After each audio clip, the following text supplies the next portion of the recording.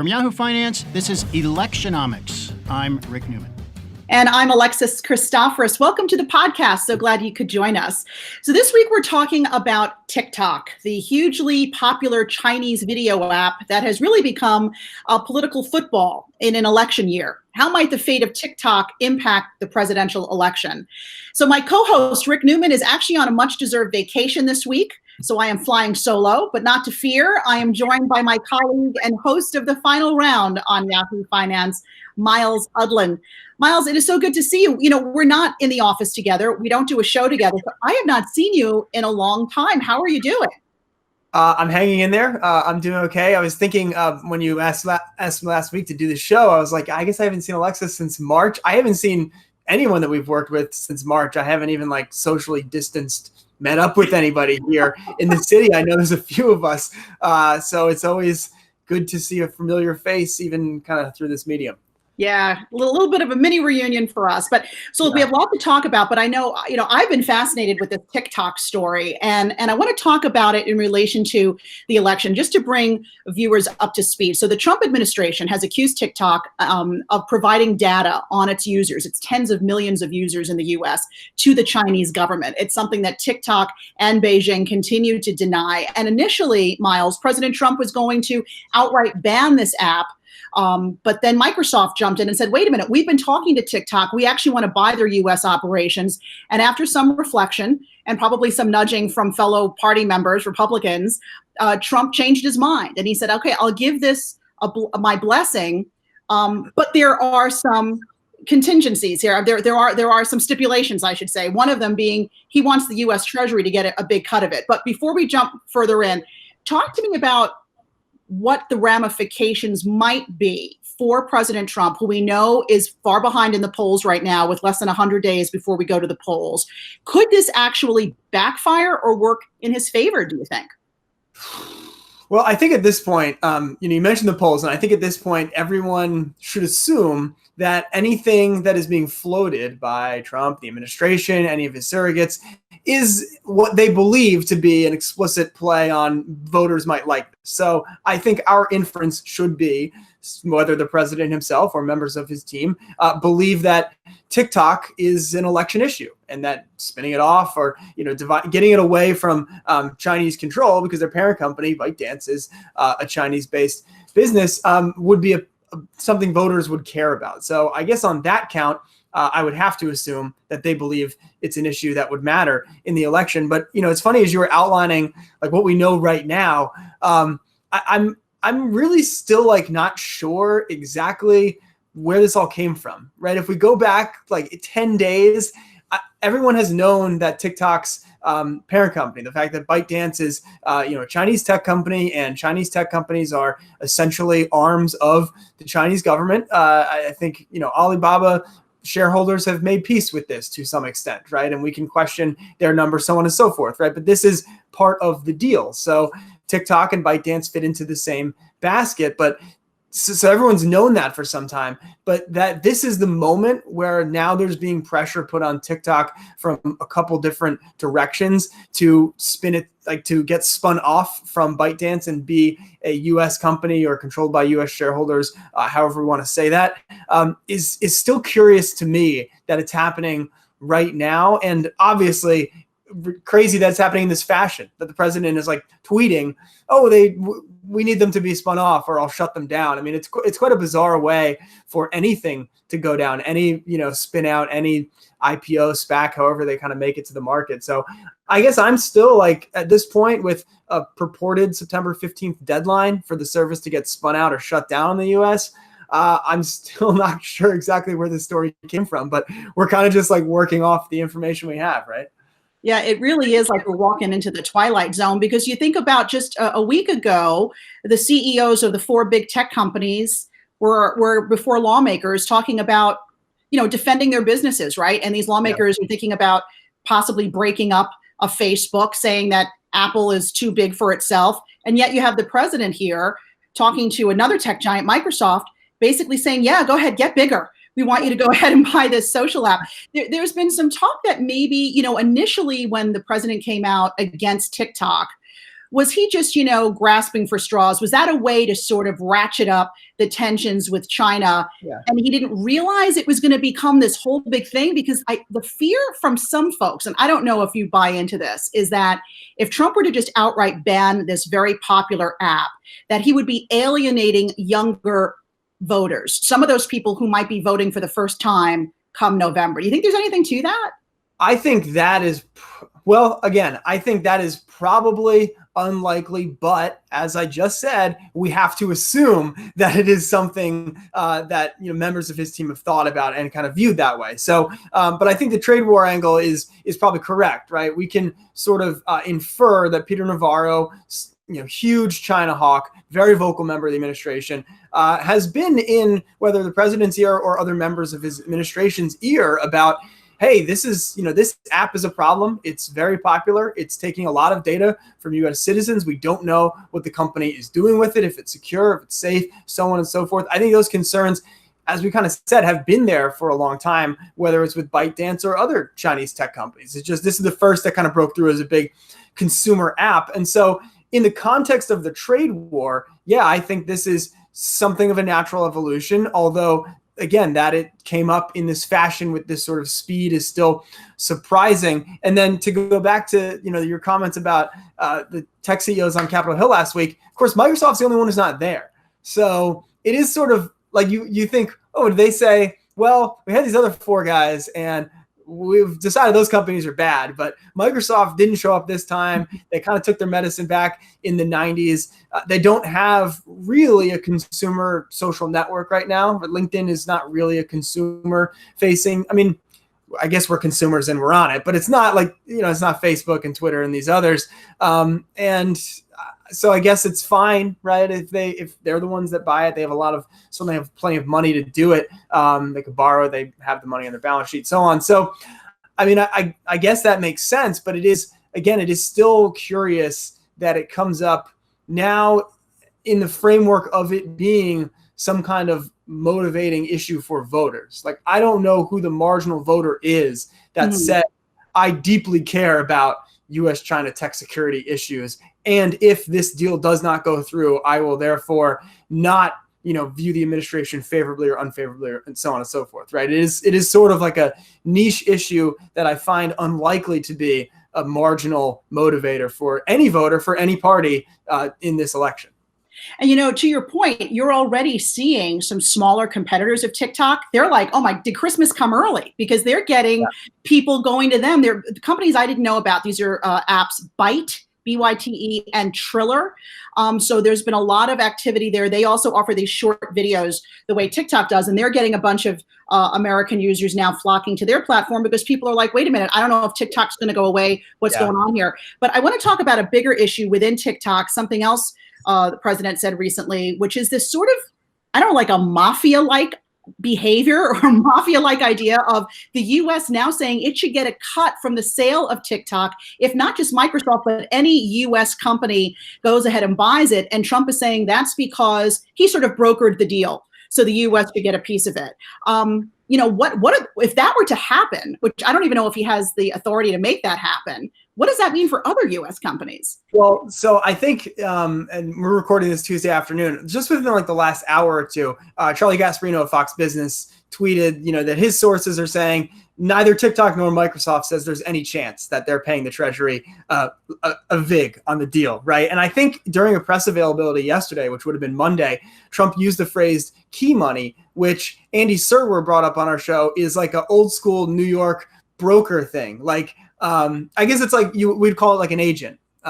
Which again, some of our viewers, listeners might not be familiar with the New York State real estate market, but there are agents, there are brokers, and there's brokers between the brokers. So everyone gets paid. And this is the world from which Donald Trump comes. So I think in that context, it makes sense. But that specific point you bring up, that he's suggesting that maybe he's owed like a finder's fee on the deal, is sort of why I'm still confused about whether this is real or not real. Like, are there really teams at Microsoft? I mean, yes, I'm sure they're working on the deal, but were they very seriously thinking about this? Where are the investment bankers in this? What does TikTok CEO Kevin Mayer think about all this? And all these questions remain outstanding because mostly what we're hearing is tweets and stuff from the president. And that's not usually how spinoffs go, regardless of the industry, regardless of the time, and so on and so forth. And so I guess that I am still,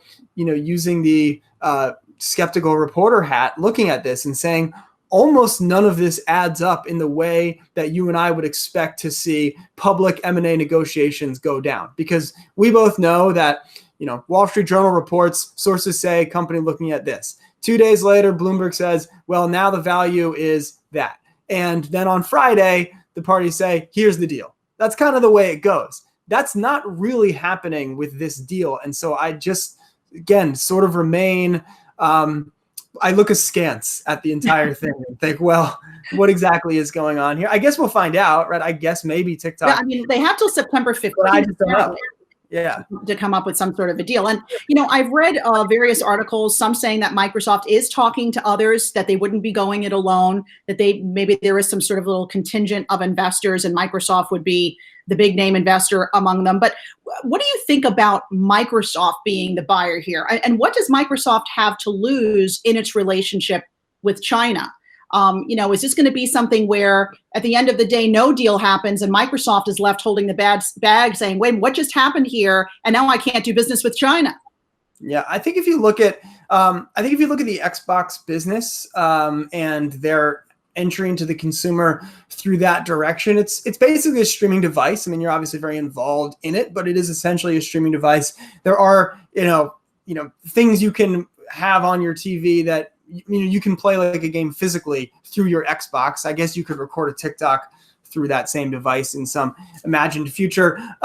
So I think that makes some sense in the Microsoft portfolio. We would love to own this this content creation platform, because TikTok's a social network, but it's also about the practice of creating a TikTok video is, it's more fun than tweeting, right? It's an activity. And I think it's why people use it a lot right now. People have a lot of time on their hands. It's very intensive to make one, but it is a very cool product at the end of the day. And I think Microsoft looks at that and says, great, we're going to get younger, very engaged, users who are now going to be part of our network, many of whom probably already own some kind of gaming system, hopefully in Xbox, maybe more Xboxes in the future. And inside of that context, it makes a little bit of sense. And also think about what's happened at Microsoft under Satya Nadella in the last 6 years.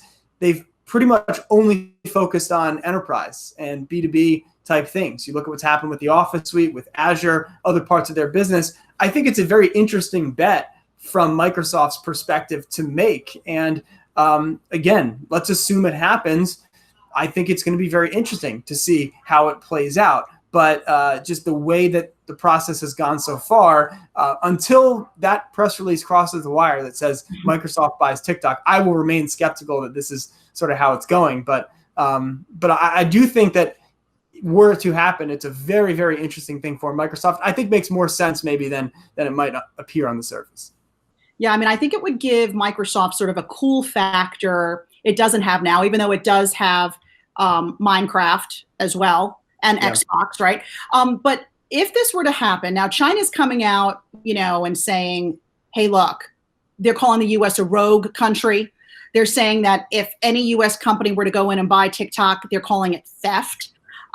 So they're basically saying, look, you do this, we're going to retaliate. What might retaliation look like? And is it going to be even harder? It's already hard. Is it going to be even harder for U.S. companies to do business in China? And then, what does that do for President Trump, who, again, his approval ratings are pretty low right now? Yeah, I think I'm not really sure how much more difficult it could be for a U.S. business to do business in China than it already is. And if you look at, and obviously the world is changed because of COVID right now, but if you look at what's happened, at least in financial services the last handful of years, Singapore has really taken market share from Hong Kong as a hub for Southeast Asian operations for a lot of these multinational type businesses. I mean, Hong Kong has been built on financial services in the last 20, 30 years. And so they're already losing some of that steam. I think that every U.S. business sees China as the golden goose of consumer markets, 600 million, 700 million middle-class consumers. We've all heard the pitch before in a number of different ways. I suppose there could just be harsher rules imposed on, the partnership, the SOE partnership that U.S. businesses are forced to enter when they enter China in terms of handing over their IP and things like that. But I do think that it's not it's probably a tertiary concern right now. I think that's mostly posturing, I guess I should say, where I'm not really sure that either Trump or Beijing has thought through exactly what they would do to retaliate on the other side of this. It's just like right now, the issue is whether TikTok's going to get sold to U.S. business or not. Later, we can figure all that stuff out. And of course, if Trump doesn't win in November, then I don't really know what happens either way. Then it is a hard reset on the whole thing.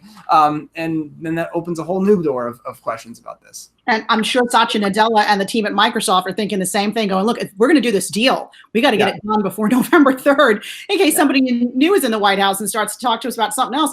But, is this just was picking on TikTok? And I'm saying picking on it because, like you said at the top of the podcast, it sort of came out of nowhere. Is this picking on TikTok and now what it's become part of the art of the deal for President Trump? And is this, part of his larger scheme, do you think, to get China to the table in some meaningful way with regards to trade? We know that he keeps calling the coronavirus the China virus. Yeah. He obviously has it in for China. He has said it many times. His proponents say no other president has had the guts to go up against China the way he does. I mean, has TikTok has it snowballed to become something even bigger than maybe Trump himself thought it could be?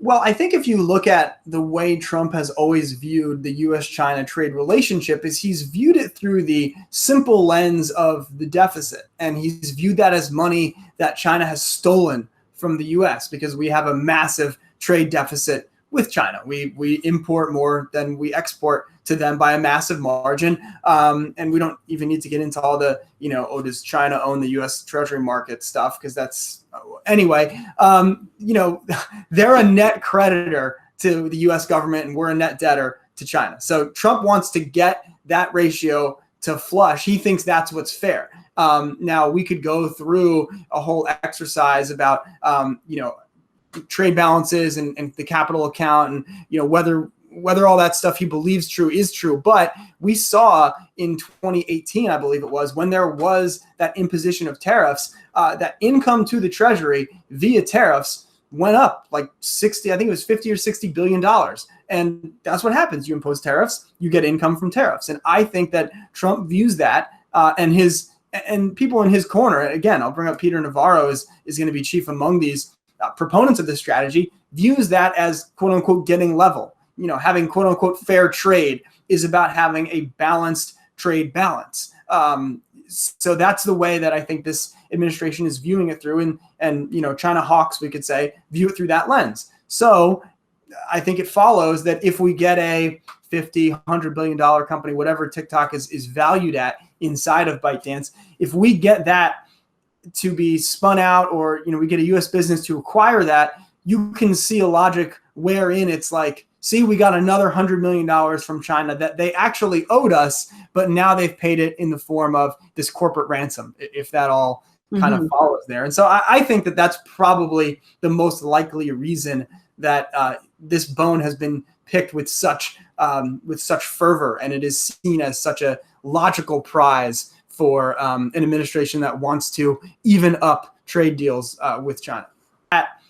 To be spun out, or we get a U.S. business to acquire that, you can see a logic wherein it's like, see, we got another $100 million from China that they actually owed us, but now they've paid it in the form of this corporate ransom, if that all kind of follows there. And so I think that that's probably the most likely reason that this bone has been picked with such fervor, and it is seen as such a logical prize for an administration that wants to even up trade deals with China. But I'm wondering if the average voter just sees this whole TikTok talk as distraction, right? Because for a lot of folks, they don't have a job right now. Their unemployment benefits just ran out. They're wondering where the next stimulus package is. So is it for Donald Trump the economy stupid? Is it the virus stupid, or is it TikTok stupid, right? Yeah, and I think that's the whole game right there. I mean, voters you and I just want the pandemic to be under control so that we can have life go back to something like normal. That's what basically everyone in the country wants right now, and that's going to be the motivating issue for pretty much everybody. And to use the Jay Powell formulation, the economy is downstream from the virus. And then I would say TikTok is downstream from the economy. So it's all about the virus. It's all about the pandemic right now. And I think everyone knows that. I think Trump knows that. He knows that very well. So is it a distraction? Sure. Everything in politics essentially amounts to a distraction at the end of the day. So I wouldn't say it's so unique he uses this as such, but so why do this then? So why spend so much time and energy on this? Because as you open the show with, he's underwater in the polls, in every poll, in all the major states. He needs to find an issue that will change that trajectory for him. And we both know that issue is the pandemic. That issue is the virus. But in lieu of taking different types of actions on that front, which now in month 5, heading into month 6 is, in my view, clearly not going to happen between now and November, there have to be other issues, along the way. So go back 3 weeks. He's tweeting about the suburbs every day. Then he's tweeting about TikTok, which I would argue is part of a suburban trade, right? Teens using TikTok who live in the suburbs and so on. So he's finding these other avenues to talk about other things, mostly because the only thing that matters right now is not going his way. And it seems like a long shot that it's going to turn in a meaningful way between, I guess we're 4 weeks or 3 months from today. Yeah, that's right. I think it's 13 weeks exactly from today that the election is. So I just don't see, and I don't think his team probably sees how they get from here to there without the virus changing. So I guess that's kind of where my head's at on that. Something, I guess, in their control to an extent is the stimulus package and the size of it. Is there something you think that can happen with that package that might change voters' minds, those who might be on the fence, those who are, in the battleground states who are really going to call this thing? I mean, voters in Florida, Texas, Pennsylvania. I mean, I think extending it is the most logical thing. We've heard over the last few days this drumbeat of maybe there'll be executive action on that front because the stimulus wasn't perfect, but it was very effective in getting money into the hands of consumers who, as you mentioned, tens of millions of them are out of work right now. They need to make ends meet. Giving an extra $600 in unemployment benefits per week, plus the $1,200 check. That was very, very effective in getting many households through the last 4 months. And I think that proves it can be effective, will be effective if it is passed for the next 4 months or 6 months or 8 months, whatever it might be. And so I think that the administration knows that. Like, this is a winning issue for Trump to say, I didn't leave, workers behind. Now, because it goes through Congress, all kinds of issues there. Many of people are up for re-election, so on and so forth. Everyone wants to make sure whatever gets passed is actually in spite of the other party. But I almost wonder at this point if the White House doesn't say, you know what, I'm not going to get held up by Senate Republicans who are scared about getting reelected. We got to go this one alone because, and I think that, I don't know what that would look like, but it's certainly been floated the last few days because I think you have to have probably the full amount of stimulus that was passed in March passed again to make people feel better about the economy over the next 3 months. And he's running out of time. Just like you say, the election is around the corner. Those unemployment benefits have now expired. So, and also another big question mark hanging over everything is Joe Biden's pick for VP, which he's now kicked the can down the road a little bit. We thought by now we'd know. We don't. And whether or not that's going to change the equation for lots of folks, right? I think it's important for the Biden campaign, but it seems right now like everything they can do to not make this about them is probably a winning issue for their campaign. I expect that it will probably mostly remain that through the election. Kind of a weird election cycle, but that's what it is. It's really only one candidate running against himself instead of running against an opponent. Biden staying in the basement, Miles. I think that's what's happening there. It's good for all of us. All right. We want to thank you all for joining us this week on Electionomics. Rick Newman's going to be back with me next week. But Miles, it was so great to catch up. Good to talk with you. You as well. All right, be sure to rate and review what you just heard. And you can follow me at Alexis TV News. And Miles, throw your Twitter out there. At Miles Udland, MYLESUDLAND. See, there's a twist there, MYLES. All right, everybody, thanks so much, and we'll see you next time.